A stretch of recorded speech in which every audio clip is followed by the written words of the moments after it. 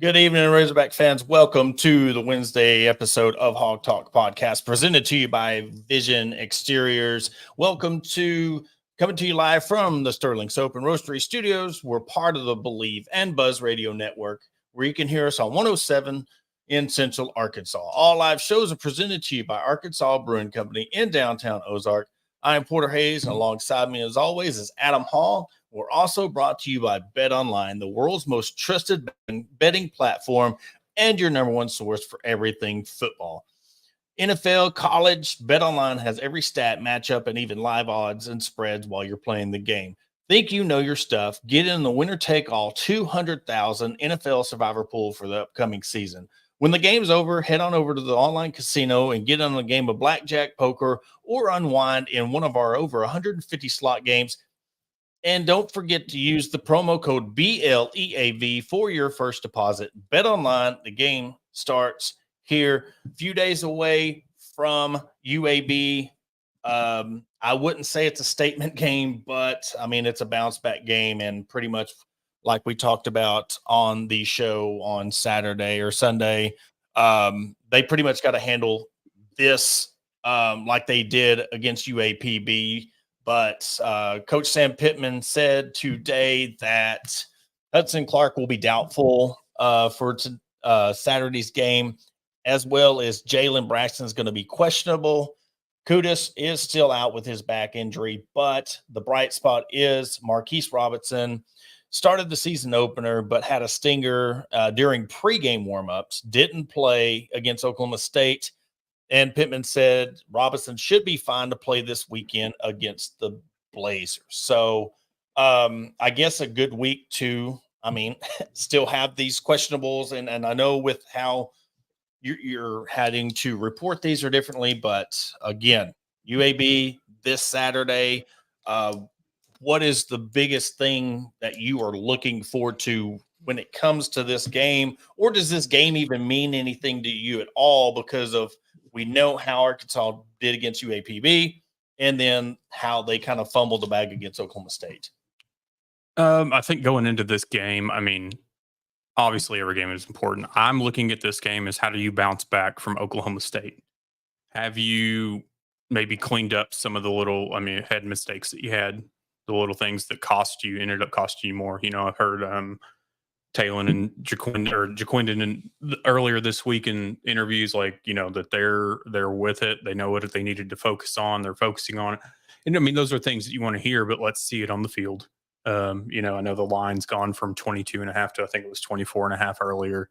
So I'm still expecting a 35 plus point win. And that's, I don't feel like that's an overshot. I'm looking at UAB and their two games so far, and I just don't really see how they're going to be able to compete any closer than that. But really, it's just I want to see you clean up the mistakes that we saw against Oklahoma State. And I know things will be a little bit harder to tell when the competition isn't up there, but I think a lot of the fans will know, is Talon Green getting pressured? Is the offense, because Oklahoma State's obviously different than UAPB or UAB.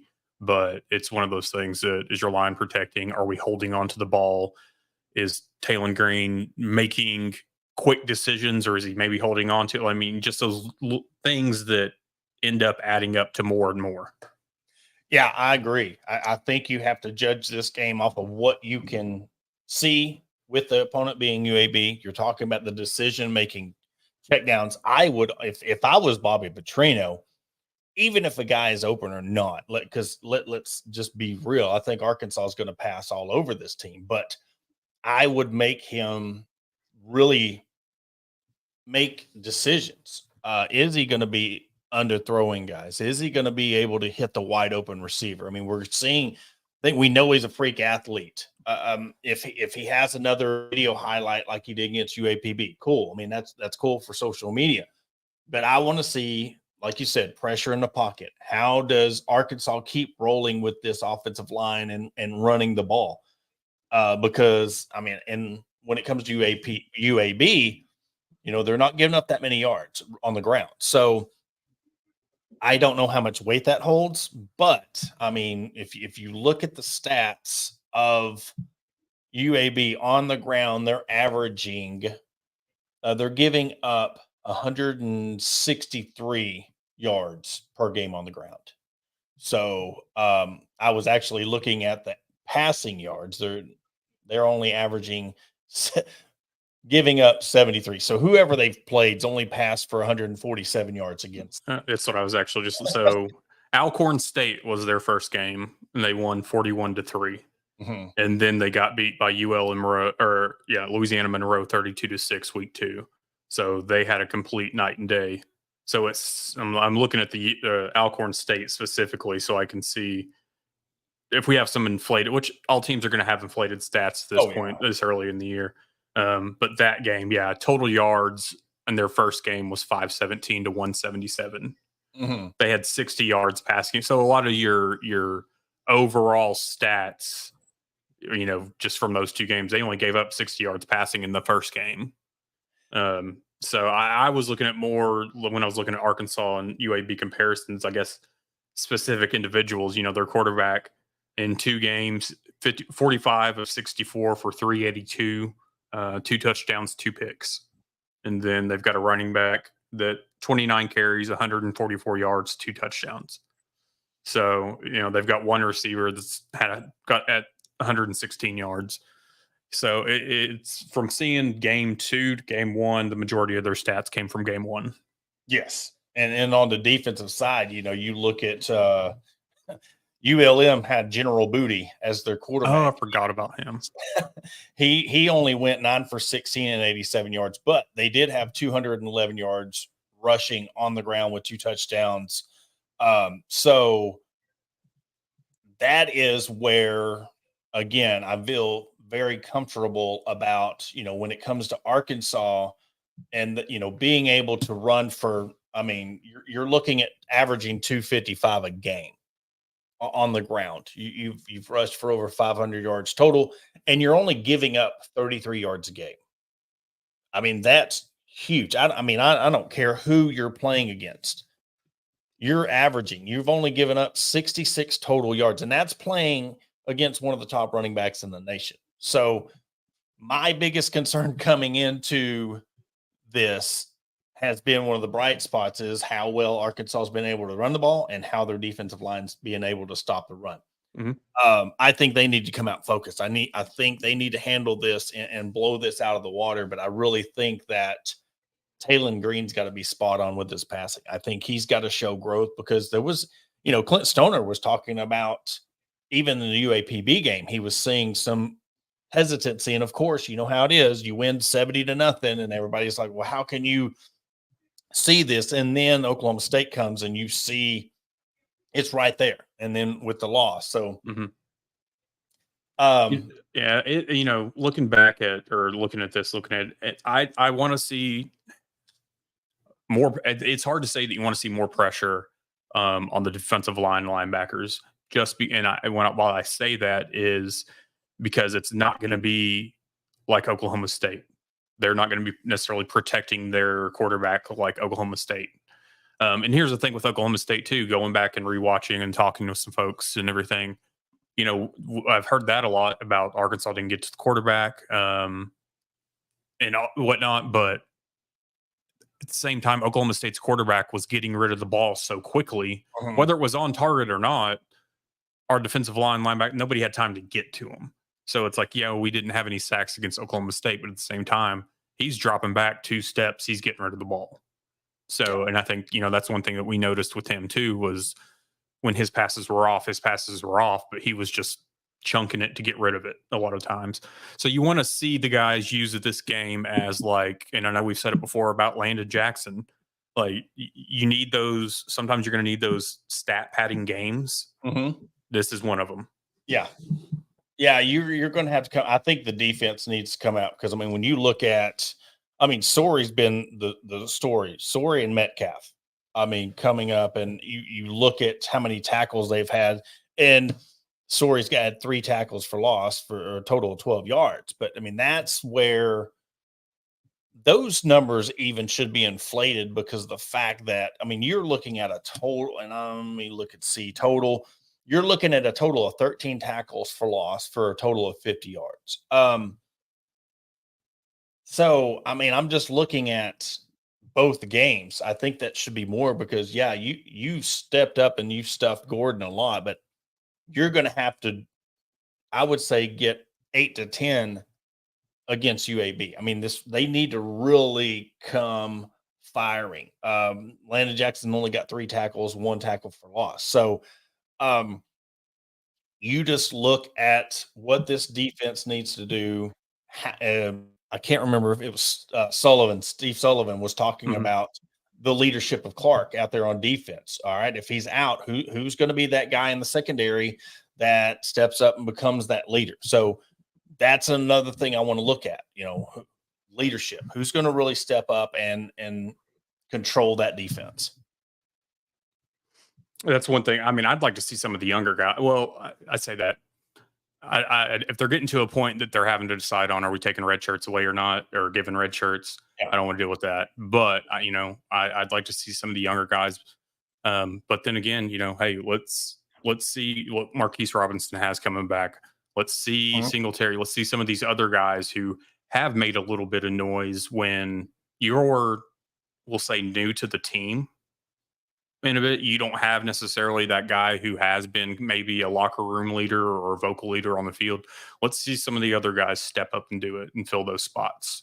Which I know, Xavion Story's been here for a year, but like let's see some of these other newer faces step up in front versus the guys who have maybe been here for a few years. Yeah, and Logan brings up, Eric Gregory. I mean, 4 total tackles, a sack, and so 1.5 tackles for loss per 7 total yards, and then 1 sack for 6 yards. So yes, that has been huge when it comes to the depth. Now we say depth now 2 games in. Where does that go? Because look, and another thing is, how long do you keep the starters out there? How much rest do you give them, but still keep them honed in? Because you look at the upcoming schedule that you have. I mean, it's not as brutal as we thought. And I think a lot of that falls on the Cal loss, but just how bad Auburn beat you. Then you got your, of course, big monkey off the bat game against Texas A&M. And then you got Tennessee, LSU. Then you get Mississippi State. Then you get Ole Miss back and Texas back to back. So you really have to. I mean, you got 2 games right there in a row, Ole Miss and Texas, that I don't see them winning. I mean, they're going to have to play lights out like Bama and not piss the game away to win either one of those games. And with their questions in the secondary and how well Ole Miss and Texas is looking passing the ball, I don't know if you really watched much of that Texas game against Michigan, but I mean, Michigan's overrated. Don't get me wrong, but both of those teams really, really impressed me on how well they're doing so far this year. Yeah, I mean, looking ahead, I don't think anybody will necessarily disagree with this, and if you do, so be it. But Ole Miss and Texas, I mean, just go ahead and chalk it up. I said before the season that even if you still had the 4-team playoff, if it wasn't a 12-team playoff, Ole Miss could be a CFP team. Yeah. Ole Miss is that good, and I think that Lane Kiffin is out to. This is kind of his. I'm not going to say revenge tour because nothing really to it, But I'm looking at this as he's playing for his dad. He's playing with a chip on his shoulder, and I think Lane Kiffin's going to go all out, and so it just helps them a bit more now that you got 12 teams to guarantee your spot. But it's those 2 games I think are just too tough. I mean, I look at Texas as being better this year than they were last year. Yeah, they've improved. I mean, you got Ewers that's in there, for another year, and they've just grown. Sarkisian has done a good job, which I know previously I've knocked on Steve Sarkisian, but the fact is he's got a good team. He's a good coach, and he also has the name Texas above him, so that anybody that walks through there is going to get the talent. It's just you have a decent enough coach to do anything with it. Versus your other teams who have to fight and claw for every little bit that they get. But Texas A&M, I think this is the year, like you're saying, getting the monkey off the back. Auburn, I'm looking at that like be your revenge game for getting embarrassed by them last. I mean, what was it, 30-something point loss last year to them? 46-3, wasn't it? Something ridiculous. So we know that Jordan Hare is a tough place to play for anybody, unless you're Cal, I guess. If it was that a home game for Auburn, I don't even know if it was a home game for Auburn. Yeah, but it was in Jordan Hare. Okay, so go in, smack Auburn in the mouth, but I don't think you can look too far ahead at this point. You've got to focus on Auburn, and then focus on Texas A&M. Yeah, and perfect. I mean, yeah, you cannot sit there and look ahead. I mean, look, after this game, there's no game you can look ahead, because again, when you're 4-8, yes, you're a different team, but you can't afford to, because you got to take.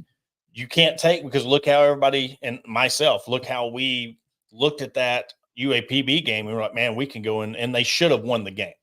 Let's not get that part twisted.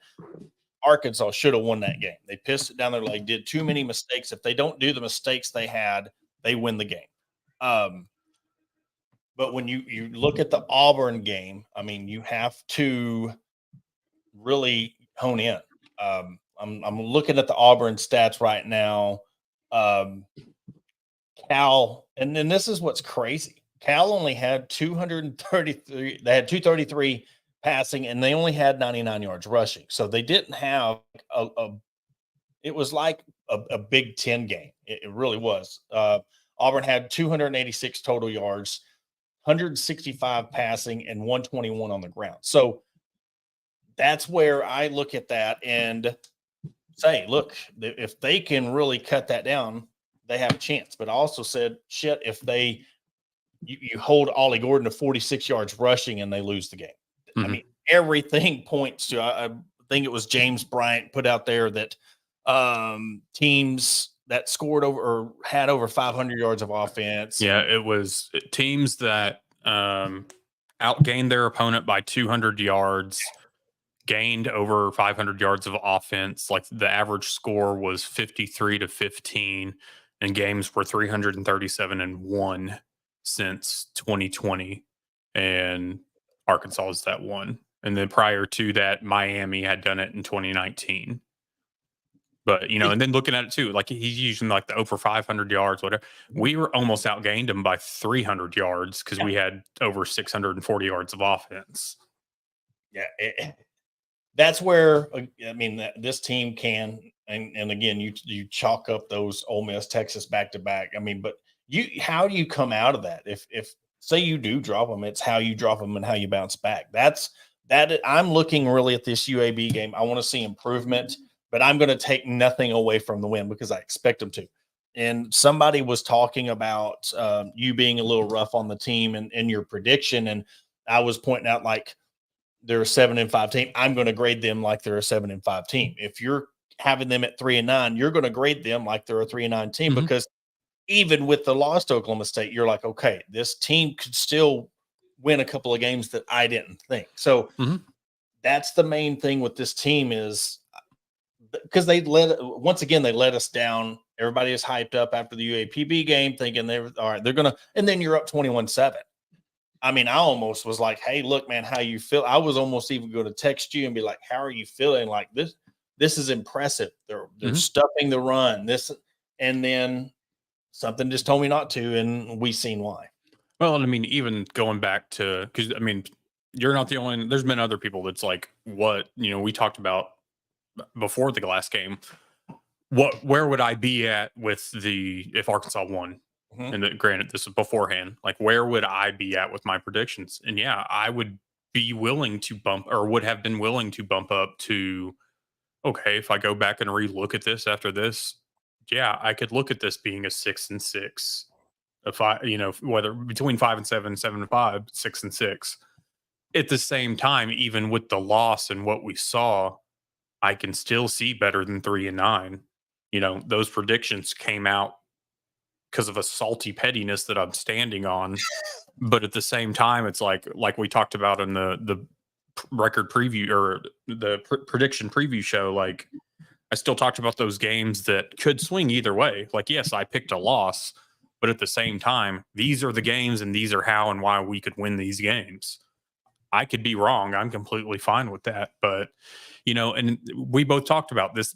Oklahoma State, and you especially touched on it, was if Arkansas did lose, the biggest thing was how do you bounce back against UAB? Mm-hmm. And so that's where we are at, is how do you bounce back from it? How do you prepare? Do you clean those things up? And, they lost, and you were like talking about too, how did you lose? Did you lose close? Did you get blown out? So, we saw that it was mental mistakes, the majority of it. So it's one of those things that come smack somebody in the mouth Saturday. Be pissed off. That's what they need to do. Yeah. And I know you can run all over this team. Look, if you can run all over UAPB, you can run all over Oklahoma State. You're going to be able to run all over. Now, you still want to be balanced. You still want to get Jackson touches, but I think you really, really, really got to take this game to focus on those things that Green needs to fix in the passing game. I think you key this play calling and this game plan towards that, because that's going to be important to give him that confidence of passing the ball. Again, now if he starts taking off and he's running and he has over 100 yards rushing and 3 touchdowns, that's awesome. But in the grand scheme of me, that means nothing to me. I want to see what he does through the air against this defense to carry over, hopefully start seeing some bright spots. And look, maybe this loss was a good thing for them, because we're going to see the fact that let's see what happens when this fire's lit. Let's see when people are going to start talking about Singleton, or they're going to start talking about his inconsistencies. Let's see how that goes. And going into the Auburn game, I judge this off a 7-5 team, but Auburn's a must-win game. If it holds true to my record, if I'm going to say this team is a 7-5 team, and I told you on Sunday, where do they got to replace that win? They have to replace it against Auburn, because it's a beatable team. Now, if Auburn rolled Cal, if Auburn rolled them and they were just looking like this well-oiled machine, I would have a different take. But seeing how poorly they played against Cal at home, look, that's the home opener for them. That's their opener. You're supposed to come out fired up and ready to go. So this is dress rehearsal for Auburn. I want to see another win. And I was going to bring a point, you're talking about how you judge the record. I mean, you're a fan. You want to be wrong about this because you're tired of being let down. I think you speak for a majority of the fan base, how they really feel. Now, there's going to be those fans that are diehards that are about, look, we're going to be bowl eligible. We're going to do this. But then you have that second tier fan that is like, okay, I'm tired of being let down. Until they prove to me they can put a winning season together, then I'm going to hold them to that. So, and it's all about your approach too, like on the judgment, the comments, the posts, the whatever it is. Because it's like, I can talk about these things and what I think, but at the same time, I'm not necessarily like just talking crap on the team or either side of the ball or whatever. It's like, hey, this is why I did this. But at the same time, like, here's where they can prove me wrong. Here's what I want to see. Like I've said, I will be glad to eat crow. But, like you've said, this is a game now that against Auburn that you're going to have to win. You have to replace that Oklahoma State loss with another win.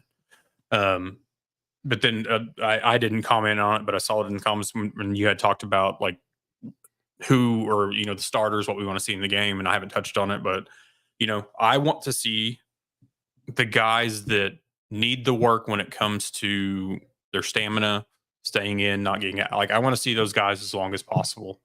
But at the same time, I want to see Talon Green in there for the majority of the time, because I want to see his accuracy. I want to see his decision making. I want to see those things. But at the same time, I'm thinking like I want to see a lot of Malachi Singleton in the second half.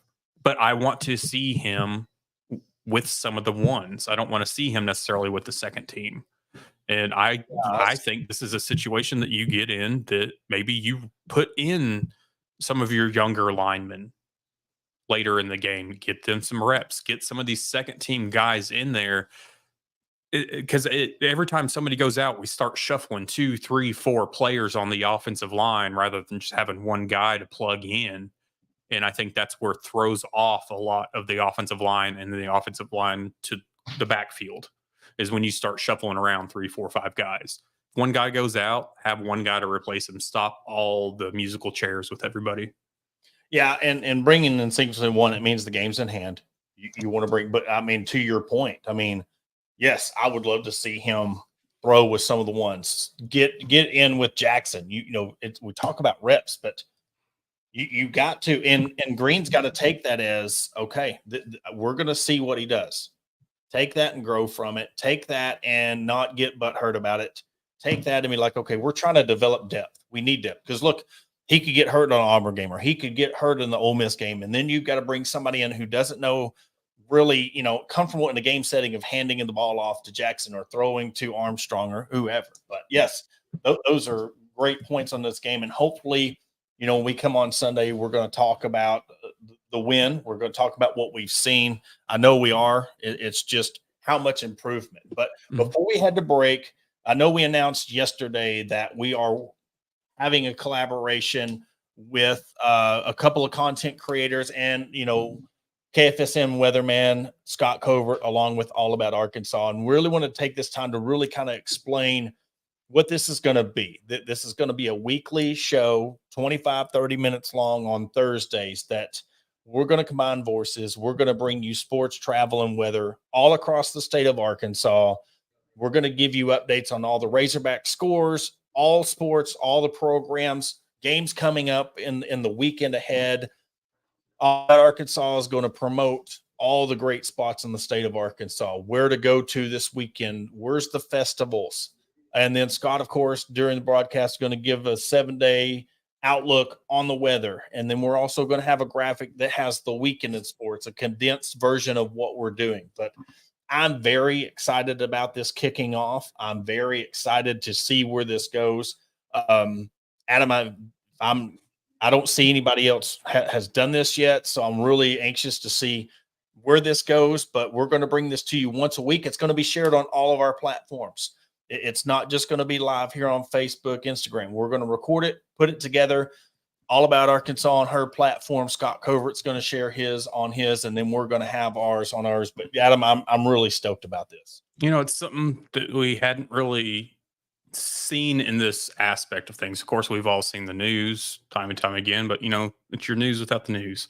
Yep. This is something that everybody, I feel like, at some point has something that they want to grasp here, they want to see, or just a basic rundown of what's going on, maybe in their part of the state and with the Razorbacks, and they've got a free time this weekend and they're wanting to do something else and they want to know. I mean, there's a whole lot that could come from this, and I'm interested to see where it goes.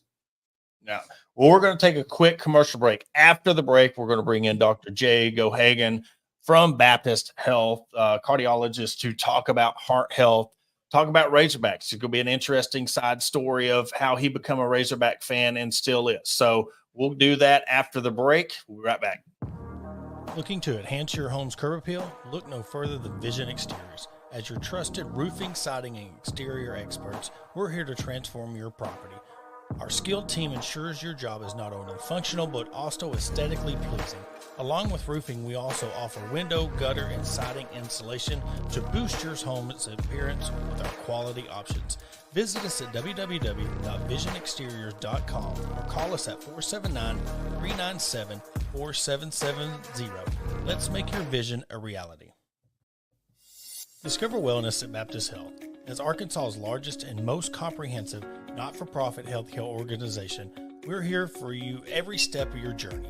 Whether you need heart health services, orthopedics, or simply want to live well, Baptist Health has you covered. Visit us at 1001 Towson Avenue in Fort Smith or at one of our 250 points of contact all over the great state of Arkansas. From urgent care centers, senior living, to our primary and specialty care clinics, Baptist Health, for you, for life. Are you looking for your dream home in the heart of the Ozarks? Look no further than Hillbilly Realty. Located at 401 West Commercial Street in Ozark, Arkansas, our experienced team of professionals is dedicated to help you in finding the perfect property. Whether you're buying or selling, we're here for you with a commitment to excellence, customer service, and local expertise. We make the real estate process seamless. Call Bill Brockett today and team at 667-4135 to start your journey with Hillbilly Realty, where every property feels like home. Welcome to Vulcan Sporting Goods, your premium pickleball supply company right here in Hot Springs, Arkansas. Explore our premium pickleball equipment featuring pro endorsed gear and accessories. Whether you're a seasoned athlete or just starting, Vulcan has something for you. In pickleball gear, you can discover a collision of style, athleticism, and technology with our durable products. Excellence meets innovation at Vulcan Sporting Goods. Visit our website at www.vulcansportinggoods.com to explore our collections and stay updated on the latest highlights by following Vulcan Pickleball on social media. And welcome back to the Hawg Talk Podcast. And we bring you Dr. Jay Geoghagan, courtesy of the Meadows Lumber Hotline, to talk some heart health, Razorbacks. I see you got the Razorback stuff in the background. Really appreciate you coming on to talk to us. Porter, I thank you for the opportunity and enjoy your show. And, we get to talk about a lot of things we like, to include sports, hog sports especially, and cardiology in my case. And so let's talk about your background. Just talk about you. What got you into medicine? What got you into being a Razorback fan? Just give us a little background. Well, I grew up in Arkansas. I grew up in a small town called Marshall in north central Arkansas. Moved to Conway for high school, finished there, went to college at the University of Arkansas. My father played for Coach Broyles in the late 60s. So we started going to ball games as young as I can remember. Was always a fan, enjoyed the trip to Fayetteville and to Little Rock. Went to medical school at UAMS, joined the Air Force, spent 10 years as a doctor in the Air Force, dealt with a lot of athletes and athletic type folks there. Moved back here and have been back here for 17 years practicing cardiology. And over the last few years, we've kind of transitioned and opened up a sports cardiology clinic inside of our existing practice. And this is an emerging specialty in cardiology that really focuses on the needs of athletes, but also just everyday people who are engaged in exercise, whether it's bicycle clubs or marathon runners or half marathon runners or pickleball players.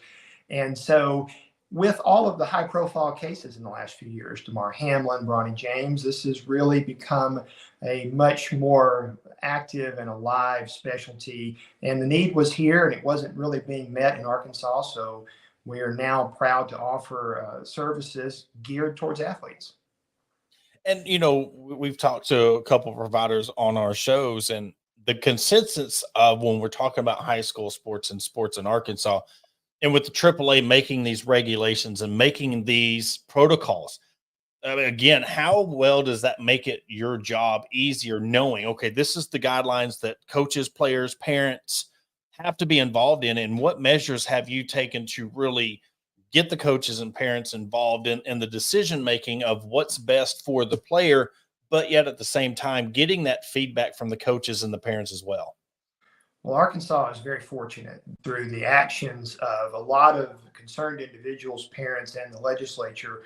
We're one of the few states that have implemented all of the recommended guidelines to help deal with any sudden cardiac events in athletes. And as early as 2 years ago, there were only 7 states who had enacted all of these. Arkansas was one of them. It's now up over 20, but this includes CPR training for coaches, for staff.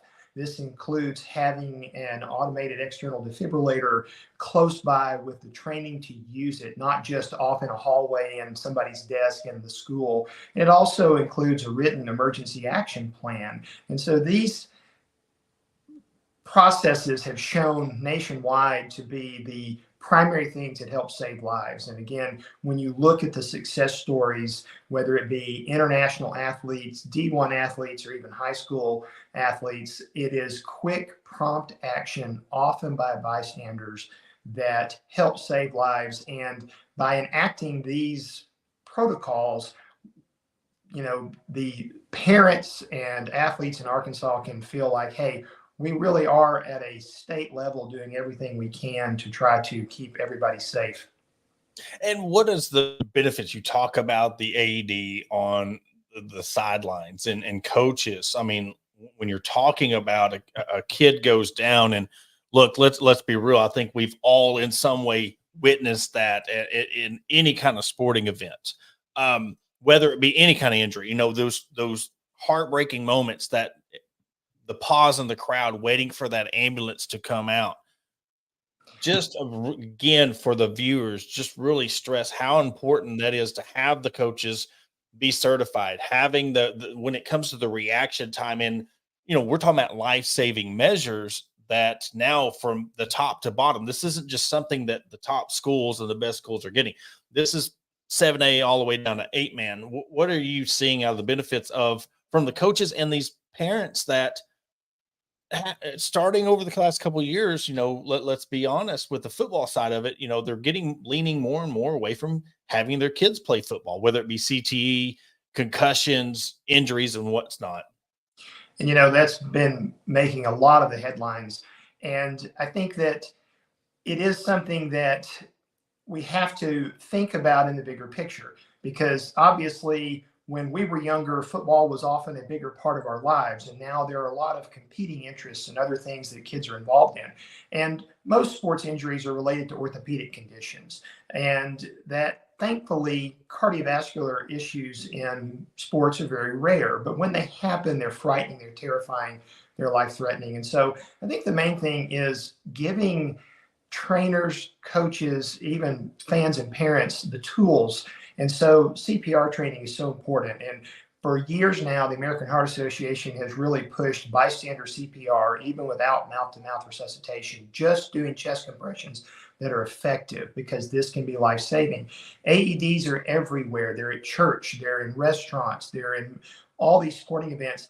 The problem is that you need to know how to use them. And so if you take a basic life support class, you're going to learn how to use an AED. And they're very simple to use, but people are afraid of them. They're often afraid of messing up. And I often tell my patients and their families that if someone goes down from a cardiac arrest, that person is dying in front of you. You can only help them. And so by taking action, not being paralyzed by the fear, not taking your phone out and filming it, but actually jumping in and getting involved. Someone should call 911 immediately, and then someone should be doing chest compressions, someone else assessing the scene, looking for an AED, and all of this. And thankfully, the Arkansas Activities Association has really taken the lead here. We have word out to all athletic directors, all the trainers in the state. They're all up on these emergency action plans and the AED usage. And the challenge, like you said, is practicing it. And so it's one of those things that we then want to get out to people and say, hey, just like we have fire drills, just like we have tornado drills, we need to have cardiac arrest drills. We need to have people going down knowing how to use the equipment, because again, it is good to know that it's there, but when that moment happens, you've got to jump into action. And I think the nice thing is that with, again, some of these high profile events, we've seen on television people jumping into action very quickly. And hopefully this will also spur this on. And another thing, you were talking about the AED, you know, you see the people on TV and they bring it out, and the shock value, you were seeing somebody and then you charge it up and you see them really, their bodies react to it, you know, getting somebody to go in and really be cool, calm, and collected for really. And I know if they do get to y'all, I mean, somebody's already started CPR, somebody's already been trying to treat, they're not getting, you know, to your department or your hospital, your facility at square one. So I know that has to really make y'all's job better when it comes to this, but also, you know, we're dealing with, you know, a lot of heart issues and whatever the case may be. But, you know, I didn't have a can on me, but I was going to ask you, you know, when you see an energy drink and you see just the Bangs and the Monsters and the Red Bulls, I mean, I know that probably has to make you cringe seeing these 13-year-olds and 14-year-olds and 60-year-olds drink these 2 or 3 a day, and they don't realize, you know, what kind of stress. And look, I raise my hand. I'm one of those that I drink 2 a day, you know. So really, from your standpoint, kind of just talk to me and our listeners about the stress that things like that puts on these kids, and going out there and playing these sports in the heat, or even if it's not too hot, it's still humid. It just what that stress puts on their heart, and the contributing factors to these recent, you know, increases of these heart conditions that you're seeing. Well, I think one of the major changes that has come around since I played sports in junior high and high school is that we now understand the importance of hydration. Water breaks were few and far between early on when I was playing, and now this is something that is well understood. And that thankfully there's a lot of good information out there. A lot of these kids are training in the off season. They're dedicated to their sport. They're really trying. But you're right. The problem that I have with energy drinks is there's so much sugar in them that most anybody that's not a teenager who's exercising every day, we don't need all that sugar. We're just going to turn it into fat cells. The amount of caffeine can be a major stimulant issue for some people. And the vast majority of young kids are going to be able to get away with this because when you're young and healthy, you've got so much wiggle room to deal with. It's the older folks, the folks in their 40s, their 50s, their 60s. And that brings up the challenge for doing exercise and sports cardiology in older adults is that a lot of times our younger habits catch up to us. So the people who smoked for 10 years and quit, it's so great that they've quit, but you sometimes will have to pay for some of that. Your family history of heart problems, the bad diet, the lack of exercise. And so it's so very important to try to establish these healthy habits in younger years so that they will maintain as people get older, because it is so much harder to keep it going. But it's never too late to start. And so stopping the bad habits, the lifestyle changes, the diet, the exercise, and working on your own health helps you to appreciate this. Again, with regards to the kids, whether they be high school athletes or just recreational athletes, it's all about having the plan. And for so many people, we encourage them, again, learn CPR.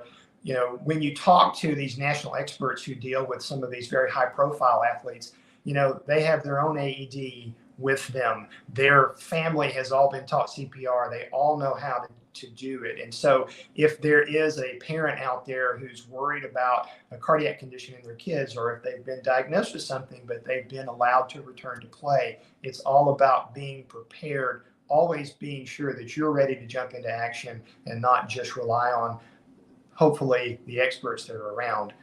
As you said earlier, I'm not usually the one that's there on the sideline. It's those trainers, it's those first responders. People are usually seeing me the next week when there's a problem, hopefully in the office and not in the intensive care unit. And it is, again, about that first response that is so very important. And we've talked about the treatments. We've talked about just how important all this is, but the training and warning signs. Because look, kids are not always forthcoming when it comes to being an athlete and saying something, or even if you're not an athlete, you're just not always forthcoming about symptoms and how long. So, what are some really warning signs that parents, even coaches and players? I mean, players might not even know anything's wrong. What are some warning signs that you can see some onset conditionings happening to really educate them to be looking out for and get them checked out? Better safe than sorry, but just highlight a few warning signs that we can look out for. Well, you make a good point in the fact that an athlete, whether they be a competitive athlete on a team, or whether they're just a competitive athlete who's aging, or even what we call tactical athletes, so firefighters, police officers, first responders, they're driven by something, whether it's their duty, their job, or just their desire to compete. And so they are going to try to overlook. Athletes are conditioned to, work through the pain and push through it. But the main things that we tell people, if you ever pass out during an athletic event, that's a warning sign. That shouldn't happen. Chest pain, especially that comes on with exertion, is a warning sign. And we've all had the issue of doing too many push-ups and getting a little bit of chest pain, or you take a helmet to the head, or you get the wind knocked out of you. Those things happen. But chest pain that comes on and is provoked by your own activity has to be a warning sign. Any shortness of breath that is new and is simply not just that you're out of shape. And so if you've got a person who's been through conditioning, they've been in good shape, and suddenly they're experiencing these symptoms.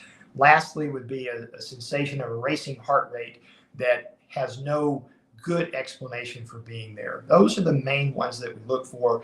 They should prompt cessation of whatever activity you're doing and quick assessment. Many times they're going to resolve on their own, and certainly if this is a recurrent condition, it needs to be checked out. And we'll flip sides to the sports side of it. You being a Hawg fan all your life, having a father who's played for the Razorbacks. Just first of all, how cool was that? Like to have a dad that played for Broyles. You have seen and heard it all the way from the glory days of the Broyles days until now. So just talk about the early days of you becoming a fan, and then we can kind of talk about the other side of it too. But just really talk about that aspect of it. I think some of my earliest memories are having the red Hawg helmet on, having the little footballs like the cheerleaders used to throw out. And the first game I really remember paying attention to was that 78 Orange Bowl, and for whatever reason, that's the game that sticks in my mind as remembering. And then after that, we started going to games. It was a great feeling to wear my dad's jersey to games, to have this antique, as it were, Hawg hat that oftentimes I was offered extreme amounts of money for whenever fans would recognize that, hey, that's not one that you can buy now. And I've still got it up behind me up here. And so those things were so great, seeing my dad's name on the Letterman plaques at the stadium. And then just coming through high school, playing football, going up to games on Saturday. I missed the Saturday afternoon games where you could drive up, see the game, get home, and you didn't have to get up so early or weren't up so late. I missed those days. And then coming into college, being a Razorback fan, and I was there when we moved to the SEC. I was in the stands for the Citadel loss. I mean, I have seen the great teams we had before that, and then some of the down times, and then come back through. And so it's been such a roller coaster ride, and I feel sorry for people, my children's age, who've never really experienced a great Arkansas team. There was a few years there when Petrino was coached the first time, and we had some good teams, but they've never really had that sustained excellence like we did and we enjoyed. And also on the basketball court, the same thing. And everybody takes track for granted. We're starting to take baseball for granted, but a Razorback fan is a great thing to be. And it's been tough lately, and it's been challenging because I often remember Danny Ford's coaches shows where he referred to players by numbers because for a while he struggled with names. And sometimes I feel like that when I'm watching the game now because the transfer portal has so totally changed everything. And I think for me, what I'm always looking for now is execution, and I've heard the debates on shows like yours about, is it the coaching? Is it the playing? In my mind, it's the coaches have to come up with a game plan. They have to implement that, and then the players have to execute. And in the world of NIL, they're professionals now, as far as I'm concerned, and I want to see them execute. I want to see them working at it, and I worry about the coachability of players now. And in the past, someone came in, it was an opportunity that they were looking for, and they were trying to impress and working, and oftentimes were there. Now, some of these players have been told how wonderful they are from Pee Wee football on up. And if they're not happy with their current situation, they can change it before too long. And so there's not as much loyalty to it. And, I'm still in that generation that I love that helmet. I wanted more than anything to run out of that Broyles complex and run through that A. I just wasn't quite up to that skill level to be that type of athlete. And so I think that for me as a Hawg fan, it's just the roller coaster that's tough. And as I'm getting older, I'm learning, unfortunately, to kind of temper my enthusiasm with a little bit of my brain. And unfortunately, that makes me sound pessimistic sometimes these days. And so heartbroken over the Oklahoma State game. So many, woulda, couldas, but it's really now just about, can they put it behind them, put the game plan in, and then go out and execute? Because if they can execute, they're going to win. And hopefully we'll pick up some wins that we didn't expect, but overall we're going to grow as a team and establish a better culture. And we'll end on this, you being a now Central Arkansas guy, what is your thoughts, the whole Little Rock debate, talking about being able to enjoy those games. And look, I'll tell you what, those LSU games in Little Rock, one of the greatest memories of Razorback fans in Central Arkansas and overall is Razorback. So, what's your take on seeing fewer and fewer games and the potential of no more games in Little Rock? Talk about those Central Arkansas fans and the ones that it's just not so easy to get up to Fayetteville. But is there also that understanding of where we are in college athletics and the money? And NIL and more from, donors. Where do you stand on that? I think when I was younger and we did the 3 and the 4 game alternating years, used to love those night games in War Memorial because that wasn't an option that we had in Fayetteville. And it was harder to drive to Fayetteville back then. And so now the trip is easier. Ever since I've been in college, I've really been a proponent of playing all the games at the home site and obviously recognizing the challenges that brings with recruiting. And I think just that when you look at it, we have such potential to have one of the greatest game day experiences in Fayetteville. Absolutely, War Memorial was great at night, especially if you could tailgate on the golf course all day before that. And I have had, so many friends and folks that I've known who are from South Arkansas who talk about that difficulty to the drive to Fayetteville. But what I know is that if the team is winning and playing hard, people follow them. We'll go anywhere. We'll go to Hawaii. We'll go to Alaska. We'll go all the way to Gainesville, Florida. We'll do anything. And so I think that winning is going to cure this. Having a culture of competitiveness and of teams that are really putting forth their best effort. I think that unfortunately the experience in War Memorial has really kind of lacked over the years, and I think it would require a major investment to get that back to where it was. And I miss those days, but I really truly believe that the future is to have all the games on campus, and I'm in support of that. Well, Dr. Geoghagan, I really appreciate your time for coming on. I've told all the providers I really love that, we're able to partner up and do this thing and not only just talk about your practice, but, we got a lot of us guys, we're sports fans. Even if you're not a Razorback fan, there's sports involved somewhere. We've had a lot of team doctors on. So it's been a really cool deal to be able to talk to y'all and get the insight.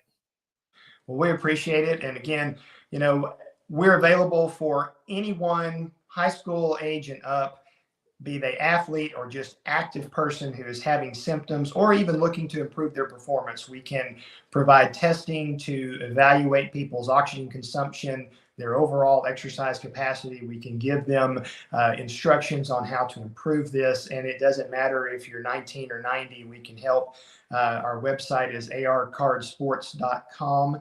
You can also call 501-975-7676, which is our principal office in North Little Rock, and click on option number 7 and get directly to our staff and give us a call. We're happy to help and move forward and help people either improve their performance or get people back to performing and back in the game. And as we end this show, today is September 11th. People of my age, I'm one of the few moments where the world stopped. We knew exactly where we were during that day. We are going to end the show a little differently. First of all, I want to thank all of our sponsors, Believe, Buzz Radio Network, but we're going to end our show with the 2001 commercial, Budweiser commercial. It was only aired once during the Super Bowl, so I do apologize for the quality. Some who are seeing this might not used to be able to see something pre-HD or 4K, but we're going to end the show with this commercial, but we'll come back to you on Sunday night. We thank you for tuning in.